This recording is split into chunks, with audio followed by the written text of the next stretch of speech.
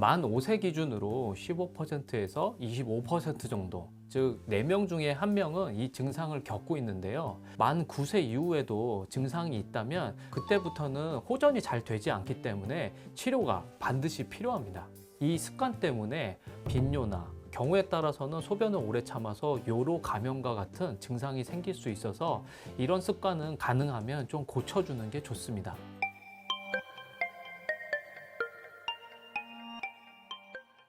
안녕하세요. 자율신경을 연구하고 치료하는 황상철 원장입니다.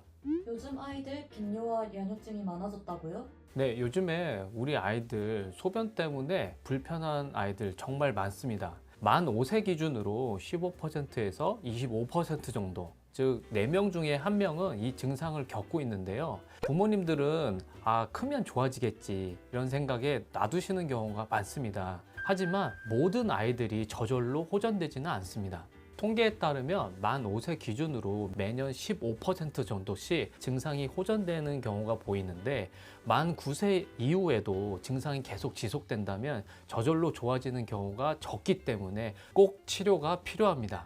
아이들이 왜 이렇게 배뇨 문제를 많이 겪나요? 원인은 5가지입니다. 첫 번째로 유전이 있습니다. 의외로 부모님들이 어렸을 때 야뇨증을 겪었다 그러면 아이들이 야뇨증이 생길 확률이 높아집니다. 통계에 따르면 부모님 2분이 모두 야뇨증을 겪었다면 75%, 부모님 중 1분이 겪었다면 40% 정도 증상이 생길 가능성이 나타나는 겁니다. 두 번째로 심리와 정서가 있어요. 요즘에 우리 아이들 너무 바쁘죠. 나이가 어림에도 불구하고 공부할 것도 많고 신경 쓸 일이 너무 많습니다. 이런 스트레스들이 많이 작용하고 그 다음으로 증상이 조금이라도 생기게 되면 본인이 스트레스를 많이 받고 부모님들이 압박을 주게 되면 그게 악순환이 되면서 증상이 더 많이 생기게 됩니다. 세 번째로 변비가 있어요. 이 부분을 놓치는 부모님들이 정말 많은데요.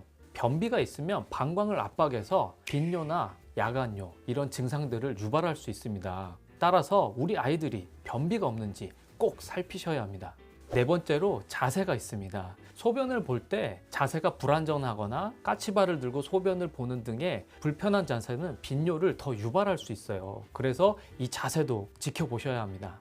마지막으로 초콜릿이나 탄산음료가 있어요. 우리 아이들이 초콜릿을 너무 좋아하죠. 초콜릿에는 카페인이 들어있기 때문에 초콜릿이나 탄산음료 이런 음식들은 빈뇨를 더 유발할 수 있어서 아이들 음식을 유념해서 보셔야 합니다. 이렇게 5가지 원인으로 아이들의 배뇨 장애가 많이 생길 수 있기 때문에 우리 아이들의 문제가 어디에 있는지 한번 꼭 찾아보세요.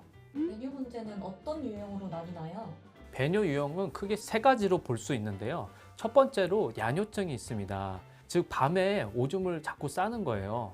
야뇨증은 만 5세에 15에서 25% 정도 발생하고 남자 아이들한테 더 많이 발생하는 경향성이 있습니다. 그리고 심리적인 원인도 많이 작용하는 편이에요. 심리적으로 불안한 상태거나 스트레스를 많이 받거나 이런 여러 가지 요인들이 작용하면 야뇨증이 더 심해지는 경향성이 있습니다. 그리고 부모님들이 놓치기 쉬운 것은 야뇨증은 대부분 나이를 먹으면서 좋아지긴 하지만 만 9세 이후에도 증상이 있다면 그때부터는 호전이 잘 되지 않기 때문에 치료가 반드시 필요합니다. 두 번째로 과민성 방광이 있어요. 주로 주간에 가는 주간 빈뇨 증상에 대해서 말하는데요. 우리 아이가 30분 혹은 1시간, 얼마 시간도 안 돼서 자꾸 소변을 봐야 된다면 빈뇨, 과민성 방광으로 볼 수 있습니다.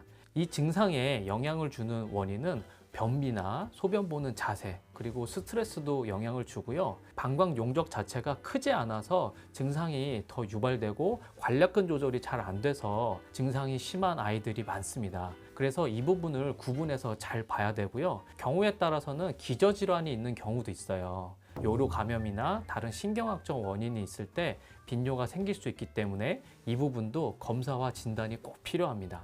세 번째로 배뇨 지연형이 있습니다. 이게 뭐냐면 게임이나 자기가 좋아하는 놀이를 하다가 갑자기 소변을 봐야겠다고 뛰어가다가 소변을 지리는 경우가 있는데요. 이게 바로 배뇨 지연형에 해당됩니다. 이 경우는 실제로 과민성 방광 빈뇨처럼 소변을 자주 보지는 않아요. 그래서 빈뇨와 반드시 구분해서 진단하고 판단을 해야 되는데요. 특징이 어떤 일에 몰두하다가 소변을 봐야 될 타이밍을 놓쳐서 꾹 참다가 소변을 지리는 경우예요. 그래서 이 부분을 관찰하셔서 정확한 진단이 꼭 필요합니다.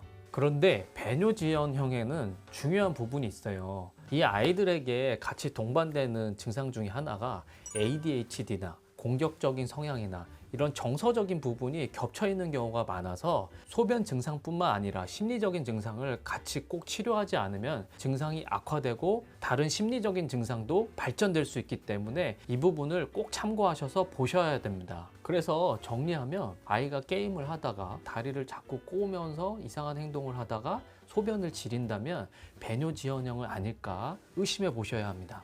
우리 아이는 밤에만 싸는데 낮에는 괜찮아요. 정말 문제인가요?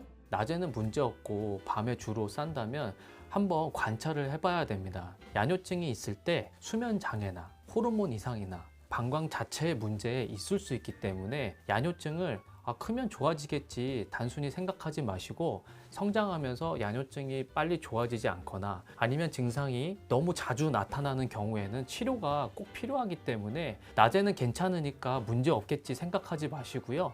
횟수와 증상, 기저질환 이 부분을 꼭 관찰하셔서 진단받고 치료가 필요합니다. 아이의 방광을 더 예민하게 만드는 생활 습관이 있을까요? 우선 부모님들이 잘 놓칠 수 있는 부분부터 말씀드릴게요. 아이가 컸는데 여전히 작은 유아용 변기를 사용한다든지 그렇게 되면 아이가 소변 볼 때 불편한 증상을 느끼고 경우에 따라서는 신경이 압박될 수도 있기 때문에 반드시 이 부분을 살펴보셔야 하고요. 특히 남자아이들 소변 볼 때 까치발을 들고 소변을 본다면 그 자세 자체가 골반 적응 긴장을 유발하거나 관략근에 영향을 줘서 빈뇨를 유발할 수 있습니다. 그리고 아이들 중에 밖에서 소변 보는 걸 힘들어하는 아이들이 있죠. 밖에 화장실이 너무 더럽다 혹은 집에서만 소변을 볼 수 있다 예민한 경우가 있는데요. 이게 계속 반복되다 보면은 밖에 있을 때 소변을 참아야 되는 경우가 자주 생기게 되고 이 습관 때문에 빈뇨나 경우에 따라서는 소변을 오래 참아서 요로 감염과 같은 증상이 생길 수 있어서 이런 습관은 가능하면 좀 고쳐주는 게 좋습니다. 그리고 배뇨 습관 중에 아이들이 중간에 자주 끊거나 소변을 볼 때 힘줘서 보는 아이들이 있는데요. 이 습관들이 정말 나쁩니다. 만약에 우리 아이가 이 습관이 있다면 이것 때문에 빈뇨가 유발될 수 있기 때문에 이 습관은 없는지 꼭 살펴봐 주세요.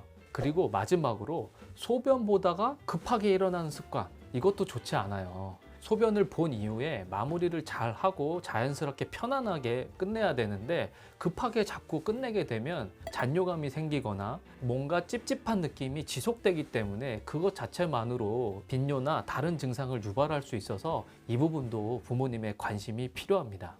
이렇게 여러 가지 잘못된 습관에 대해서 말씀을 드렸는데요. 우리 아이가 배뇨 장애가 있다면 이런 습관들만 잘 고쳐주셔도 좋아질 수 있기 때문에 부모님들께서 꼭 관심을 가져주세요. 탄산음료나 주스가 왜 야뇨증에 안 좋나요? 첫 번째로 주스와 같이 당도가 높은 음료는 소화 비만을 유발할 수 있어요. 소화 비만이 되게 되면 그것 자체로 빈뇨가 생길 수 있는 가능성이 생겨서 당도가 높은 음료는 좋지 않습니다. 두 번째로 탄산음료에는 카페인이 들어있는 경우가 많아요. 이 카페인은 그것 자체로 이뇨 작용을 유발하기 때문에 빈뇨가 생길 수 있어서 이 두 가지 조심하셔야 합니다. 그 외에 방광이 안 좋은 음식은 어떤 게 있나요? 오렌지 주스나 레모네이드 같이 구연산이 들어간 음식들은 방광을 자극할 수 있어서 또한 빈뇨가 생길 수 있습니다. 그래서 구연산이 들어간 이런 음료들은 꼭 조심하셔야 합니다. 변비가 영향을 주나요? 네, 변비는 매우 중요한 부분이에요. 변비가 있게 되면 대변이 방광을 물리적으로 압박을 하게 됩니다. 그러면 방광이 예민해지고 신경이 예민해지면서 빈뇨 증상이 생길 수 있어요. 그런데 부모님들은 우리 아이가 변비인지 모르는 경우가 종종 있습니다. 그래서 우리 아이가 변비가 있는지 판단하는 방법을 알려드릴게요. 첫 번째로 브리스톨 기준이 있어요. 브리스톨 기준에 의하면 변 모양이 딱딱하고 염소통처럼 동글동글하게 나타난다. 그러면 변비라고 보셔야 합니다. 즉 횟수도 중요하지만 모양과 딱딱함의 정도가 매우 중요한 거예요. 그리고 또 하나가 엑스레이를 찍었을 때 장 안에 변이 가득 차 있는 경우가 있습니다. 이 경우는 영상으로 볼 수 있기 때문에 바로 변비임을 알 수 있겠죠. 그래서 정리하면 우리 아이의 변이 딱딱하고 모양이 동글동글하다. 엑스레이를 찍었을 때 변이 가득 차 있다. 그러면 변비로 보셔야 되고 이것 때문에 빈뇨가 생길 수 있다는 점을 꼭 아셔야 합니다. 감사합니다.